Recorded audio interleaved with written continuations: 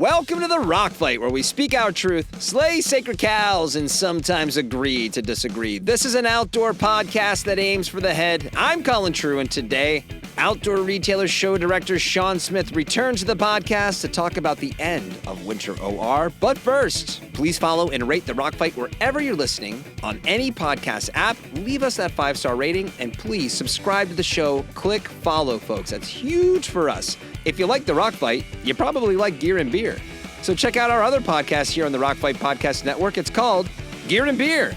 You can find it on the app you're listening to right now. And lastly, we want to hear from you. Send us your feedback by sending an email to myrockfight@gmail.com or reaching out on the socials where we can be found as Rockfight Co. All right, let's start the show. Welcome to the Rock Fight, Rock Fight, Rock Fight.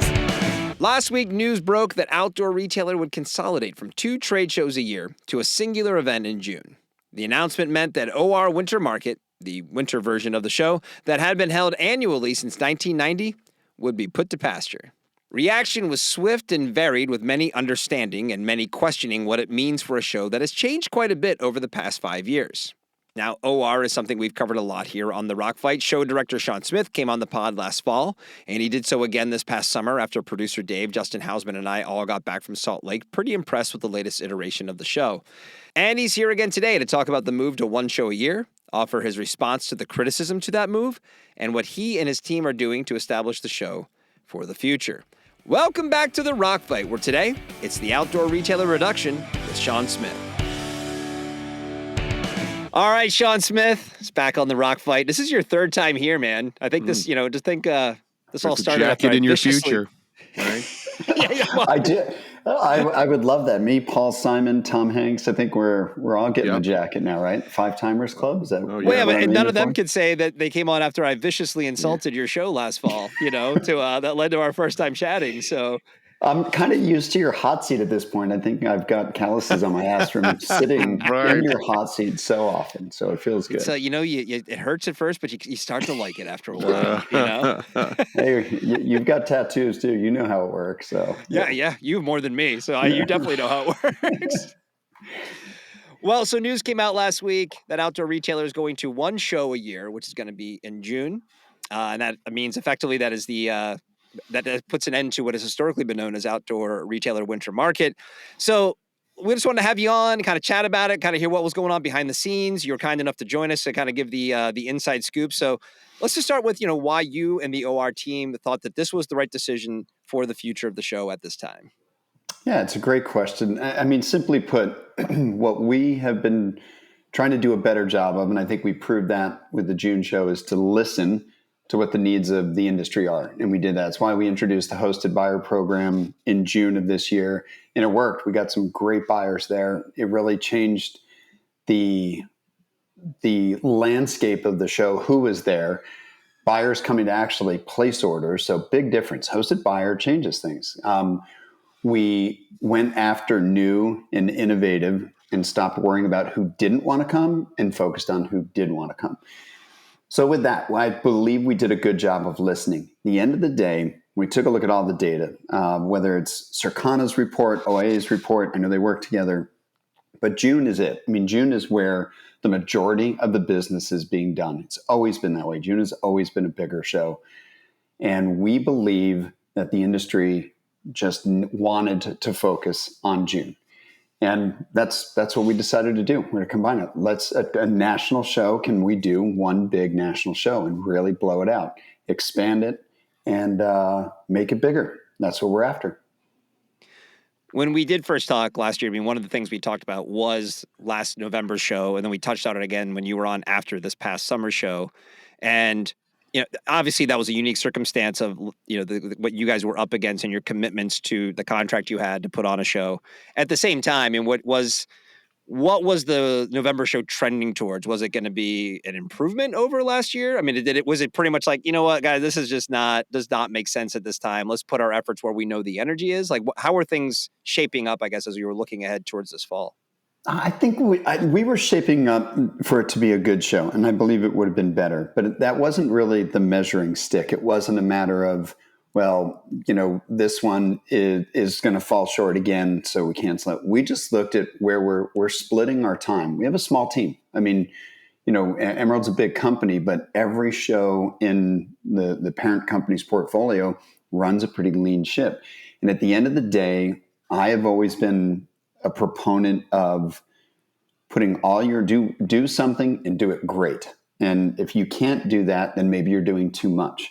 And so we believed especially after this June show, that's where the industry is responding. That's where the industry need is most. And so if we can focus our energy and our time there and combine these shows and make one big national event, then we're going to do a great job. And let's do that. But let's do it well. Let's do it really, really well. And that's what we're setting out to do.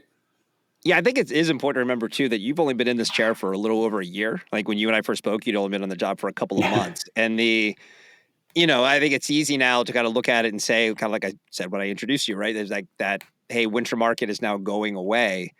And it does feel like that path was set when the decision was made to move it to November, however long ago that decision was made. I don't know, a few years ago, whatever it was. It doesn't, what was the winter show? And Dave and I talked about this in the episode that came out this past Monday about how there was something about the winter show that was, it was always smaller, to your point, but there was a unique flavor to it. It really felt like it was its own thing compared to the summer show. And then putting it in November, it kind of just became a little bit of a dingleberry kind of sitting out there, right? Like, what is this now? So, I mean, I'm sure, not to say that played into it entirely, but it had to kind of play a part in it, right? What the show has actually become versus what it used to be. Absolutely. I mean, you always have to take everything. Nothing happens in a vacuum. There's no singular answer for major decisions. There just aren't. And there are a multitude of them.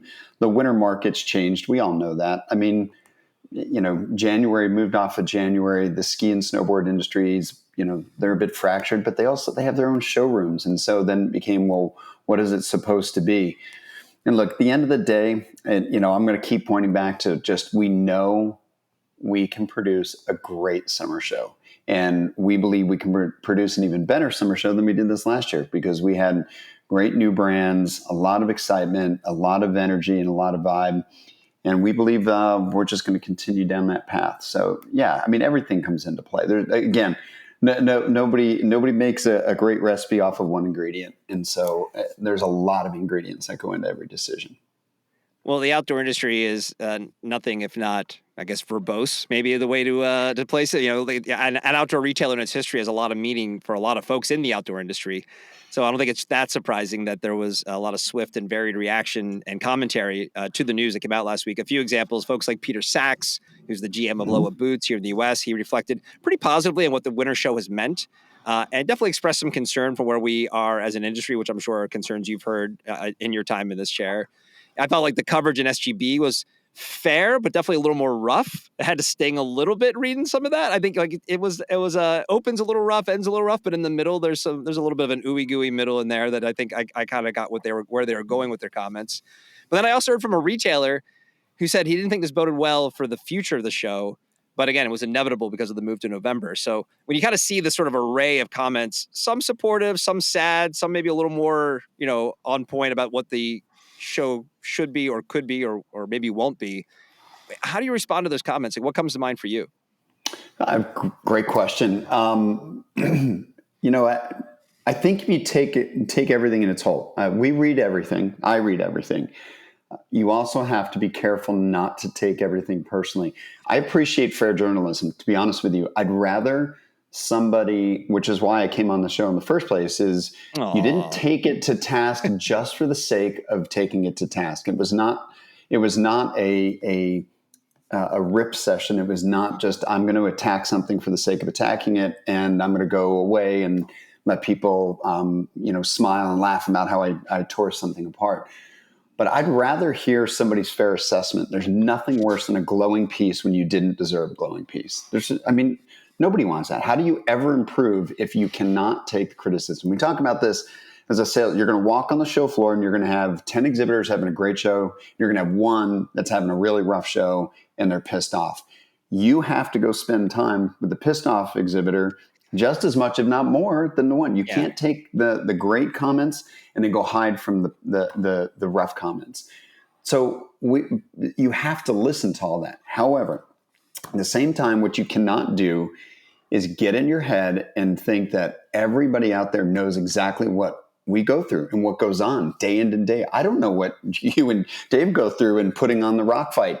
Maybe you have people that send you hate mail all the time going, what's your problem? You wouldn't believe. Yeah. So that's my point, but you still do it, right? I mean, Of course, where would yes. Howard Stern be? We do it for it. If he, and you have to be. And I do believe you improve when you listen to sometimes the voices, but you have to go through and determine which ones are hitting on a right note for you in your business decisions and which ones aren't. Peter Sachs is a great guy. He's a fan of OR. He wants to see it succeed. You can feel it in everything he writes. And he's got some great ideas. And I'm actually have on my list sitting right in front of me an old-fashioned little Post-it note to reach out to Peter Sachs from LOA to talk to him. And we'll have that conversation. Owen Comerford, I'm on the phone with him tomorrow. I've already spoken to Gabe over at GOA. The idea is we're always listening to voices. So going back to the media coverage, I thought SGB was fair. I mean, they've got their opinions. They've seen it from a lens that maybe I haven't because I've been here a year. Now I know OR from, for 20 years. I've been very familiar with OR and how tight the January used to be. ASR, Surf Expo. You threw in SIA. You had OR. It was the most crowded month in anything action sports related. So everyone is looking at it from a perspective that is their own and unique. And at the same time, not everybody gets to see what we see in the decisions that we think we're making or the people that we've spoken to. So I'm not going to be critical of anybody's coverage at all. We're not looking for glowing reviews. We're looking for people to share their honest opinion. That's how we're going to form decisions. Having said all that, I do believe that there still remains out there this feeling that OR can one day get back to what it once was, using the really awful and stupid finger quotation marks. The end of the day, and we call talk those about that air quotes. The air quotes. Air quotes. Is you can't ever go home again. Look, business changes. How many retailers are far different? How many retailers still have you buy it online, come in and pick it up on store or a drop? I mean, the way we shop changed with the pandemic. So this thought that, I wish for the good old days, we do need to get past that. What do you want OR to be now? And you can't tell me that you want it to be 300,000 square feet again. That's not effective. It's not the best spend of money. There are far more and different ways to do business today. I do believe getting together in person is critical. I always will. I think we've lost that to some degree. And so I am still a massive proponent for getting together in person, shaking hands, getting to know the people you're going to do business with. And that's why I believe trade shows are still extremely, extremely important. But at the end of the day, this feedback, I'm very confident in the decision. And it's tough. It's not always easy. And so you live with it, and sometimes you have to take chances to get better. Yeah, I think you just highlighted something that I forget when I said it one episode recently about that has always been kind of the heart of the issue around the trade OR specifically, even when it was booming, is it's like no one really had a real broad, deep consensus for what the value of the show actually was, right? Oh no, it was just again in that show the other day when I commented on the surveys that would go out afterwards. A lot of decisions were made. It's probably why the show got moved in November. And it never felt like there was a lot of consensus. It wasn't like 80% of everybody said we should do this. It was a lot of 20% this, 30% that, and then a lot of knee-jerk reactions. And, the event space in the outdoor industry, it is incredibly complicated. And I don't think it's ever going to probably not be incredibly complicated. Right. Everyone seems to agree, like you said, that we can benefit from a big national event, but then everyone's critical of what currently exists. And everyone's going to have the three examples I gave, everyone's going to have a different reason for why they want this thing or want to attend something. So, and then plus on top of that, it seems lately every week now we have a new thing that gets announced, not even on a trade, but like, media or, just a pure outdoor event or festival or something like that. So I don't know if anyone even has the ability to step up and lead the charge? I mean, do you see a world where it does shake out and it's like, okay, some things fall by the wayside and so you don't really believe there could be a real national, like a central national event again in the future? Or do you think maybe there could be one day? Well, I absolutely do, and I believe that's what we're aiming for. But I think in everybody's mind, what is a big national, trade show in your mind? What's everyone's expectation from that? So right now, I believe that's trying to get the largest collection of brands together, new, established. So we have some work to do there, no question about that. New and innovation. I think we're now proving that we can do that, and there's a lot of smaller brands that trusted in OR being a launch pad for them, or another stepping stone, getting a little further than they were before. So we've got that going for us. Education, we've got some of the best education, continuing education, industry, research, all of that taking place on the show floor that our buyers love. They come out for that. And I've been to so many different trade shows before. I've never seen a show where people find a way to go and sit through educational content and still get around the show floor. That's the other one is, these people that say, oh, trade shows should now be one-day events. I'm just like, then it's a half-day event. You shrink everything. But there's so much going on in these shows. And I do believe that's the mark of a national show, is getting the best mix of brands there, the top retailers, there's content, there's networking opportunities, there's national media. So that's what we're working on. So so the question is that a national show? In my mind, it is. And will it get bigger? As long as we deliver and as long as we continue to deliver. You've got to do that show after show and prove that it's relevant.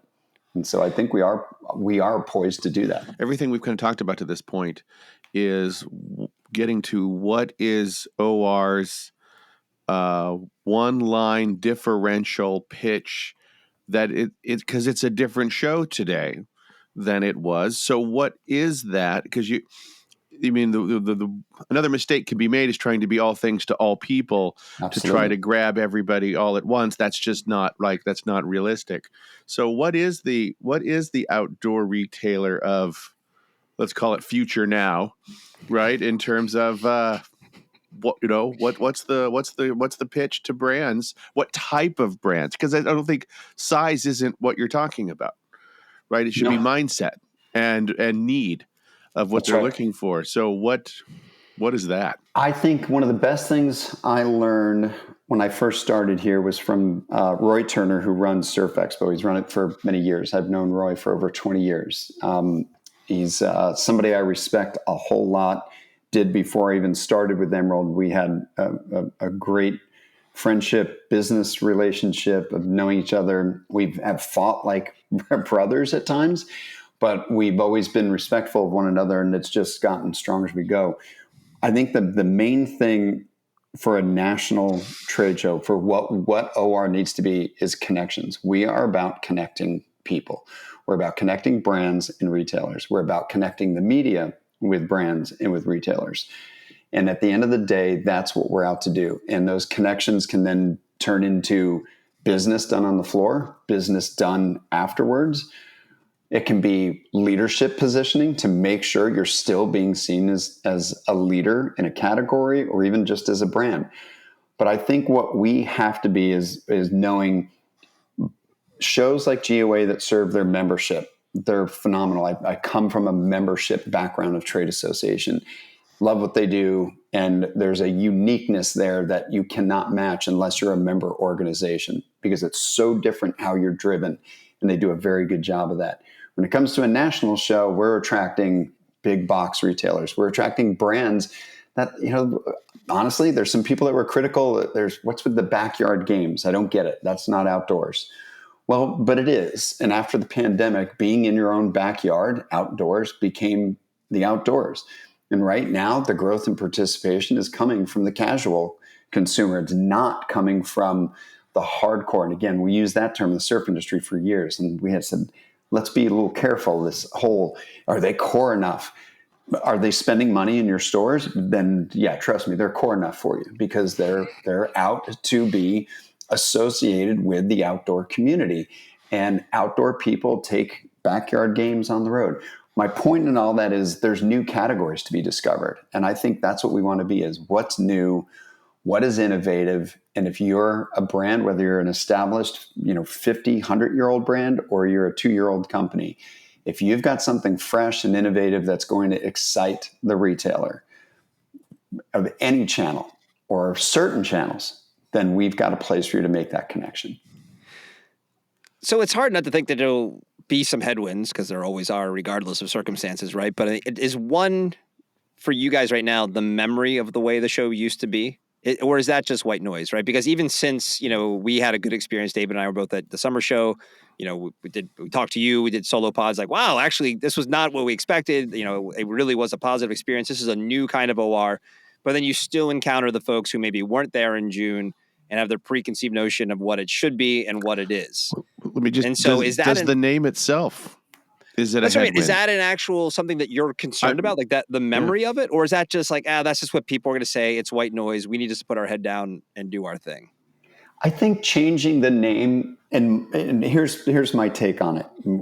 Will I change my mind 2 years down the road? I don't know, but I almost feel like a name the Sean change. Smith Expo coming in 2027. Oh, I like that. Hell no, not a chance.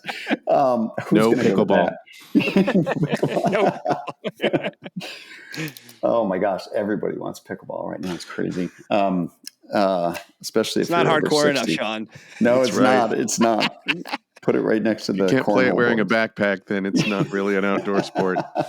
Sorry. Can we combine rucking and pickleball? That would be. Oh, There I you think go. you're onto something there. Yeah, I think I am actually. That's a good idea. 50-pound pack of rocks while playing pickleball. I like it. That'll weed out all I the do, Sunday too. Funday mimosa people. The stuff. footwear and the knee surgery options are just We'll endless. get the Orthopedic Endless. Surgeons of America to endorse. Yes, that's right? right. Sorry, Sean. Sorry. Yeah. The headwinds and memory of the show. Like, what do you think? Headwinds. So let's start with the name change. But changing the name, in my opinion, starts to lead to an acceptance of you failed as a brand. The brand is no longer viable. And I don't believe that's the case. I believe we have to reprove the brand. And I believe we have to prove relevance within the brand. Changing the name. Outdoor retailers come to the show. That's who the show is for retailers. And again, in the trade show community, those that run trade shows, you do serve two masters. You've got to sell booths to some, and then others you have to give them something exciting to come see, and they're going to want to come. But ultimately, at the end of the day, the show is for whoever's walking the floor. Who's your audience? And the audience are the buyers, and they're coming to see what's new. They are the outdoor retailer. And outdoors does even mean, the big inflatables that go in the water. Go to Shields, go to REI. It's a big part of the business. And we do get complaints from people. That's not what the original OR was supposed to be all about. But you know what? But back then, people weren't getting dragged behind on a 20-foot diameter inflatable thing to be thrown 90 feet in the air and laugh about it. But it is a part of what the outdoor community has become. And if the buyers are looking for that, and they are outdoor buyers, I believe we have a need to try and see if we can fill that need. So I believe the name is very relevant. It will always be relevant. That's who the brands are selling to, are outdoor retailers. Some of them are big box, and they might not just focus on outdoor. But at the end of the day, it's their outdoor sections of their show that they're buying for. It is an outdoor retailer show, and I believe in the name. While you are open to all types of outdoor brands, especially the fact the changing nature of what it means to be an outdoor brand, right? Mm-hmm. And you're open to everyone. You want to make a place that anyone can feel that they can exhibit at. I would still say that might be a little bit too middle of the road in the sense of what kind of outdoor brand are you really looking for, right? Again, this isn't exclusionary. You want anybody who considers themselves an outdoor, but I think in the way that the show is being positioned, there is a certain type of brand, business, outlook on this outdoor space that you are looking for. No, it's a great point. And I want to be careful to say anything and anybody, because I don't think that's accurate. And if that's, I think. And you don't want to be gatekeepy. Yeah, well, it's true. I mean, it can. You it can cannot be win. Back I on just the wanna hot lay seat that now, down Sean. right now. You know? That's right. What I will say is we have and continue to turn down some companies that reach out, and there was one this past week, and I won't say who it is because it's not really outdoor. And they reached out and said we're thinking about exhibiting, and we just said we appreciate it, but it's not a fit for our show.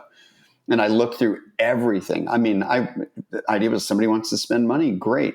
But we do turn down more than people probably think that are just not a fit. And there are certain show categories that I will just say there's certain areas of health and wellness that can be a fool's path if you let it. And I will just leave it at that because there are a lot of shyster companies out there that they're not there to make connections. They're not there to open new doors. They're not out there to help an outdoor retailer be better, be stronger, offer the consumer something that's more interesting. They're just out for a quick buck, and it's not who we are. So there are definitely companies that we have turned down and said we appreciate the question, the inquiry, but it's not a fit for our show.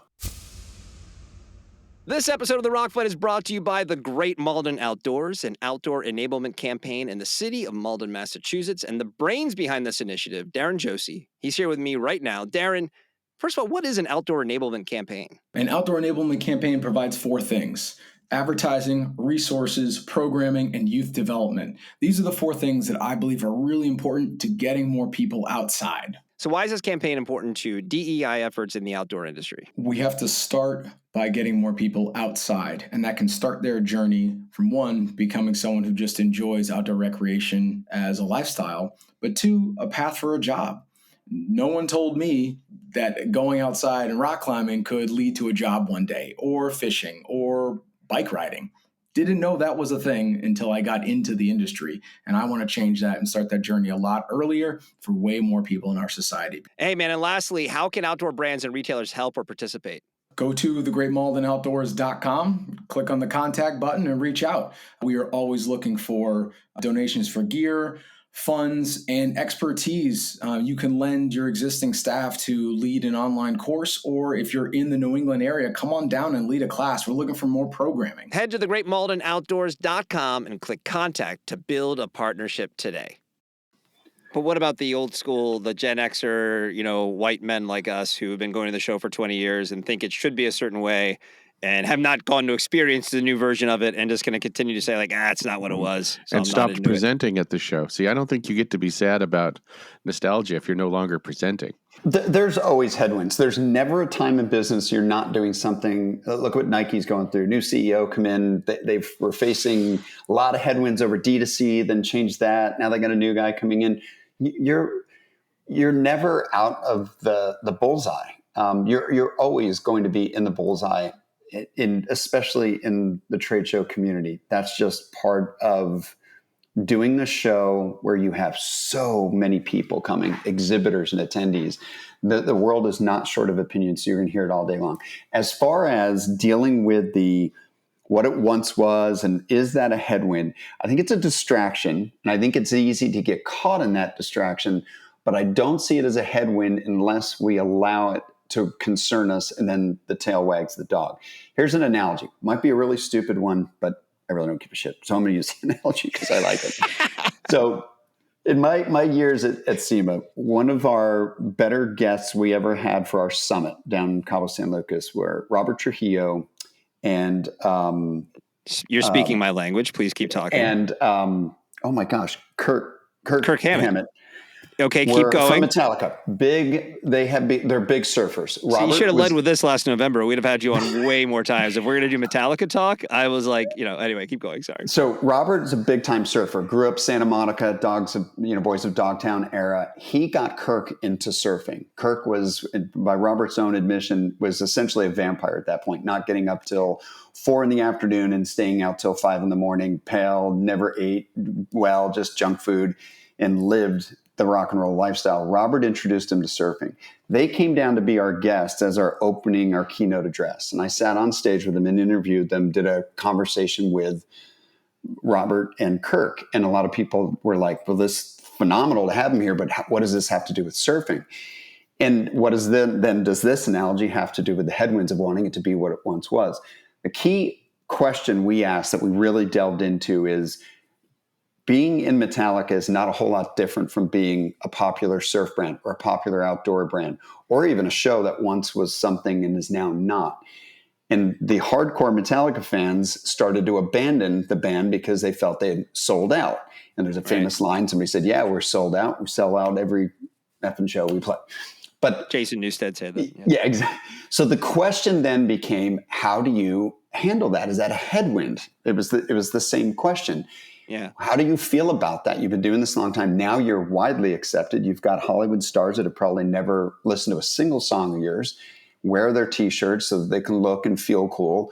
And you were once, disgusting metalheads, and you're now part of pop culture. And they said, as long as we're making music we like, we don't give a shit. And that's what we're going to continue to do. And the Metallica fan base is just as strong. Is it different than when they started out? Have some left and refused to come back because they're not the same band? Yes. Are those 4 guys happy doing what they're doing? According to them, they're very happy because they're playing music they like and that they care about. So I feel like it's the same analogy. Are we going to produce a show that people who are there say, I was happy about this? It felt good to be here. I felt energized. I felt like I did some business. I felt like I made some strong connections. I networked. I am better off as a business and a person for being here. That's what we've got to work on, not worry about the headwinds, the detractors, the people that say you sold out, or the people that say you're no longer what you once were. Are we putting on a show that people can say, I feel good about being here? Dave, you have any last questions? I just really now hope that the official song of the show becomes Enter Sandman. Or Battery. That's a good one. Right. I think Creeping Death, I think is... No, that's funny. That's the song we used to intro them on stage when they came on Death. Right. And it was live from Brazil. It's a great version of Creeping Death. It's pretty I was going to end with, what makes you feel optimistic about the future of R, but I'm going to let the Metallica story to stand on its own. Because now there'll be quite an interest, though, coming up the hallways of the Salt Palace to hearing that come on. Yes. I don't know. It might be worth the $250,000 it would take to get the rights for 30 seconds of that. No kidding. Sean, thanks as always for coming on the show, man. I'm sure we'll have you on again as we get closer to June. Appreciate your time today.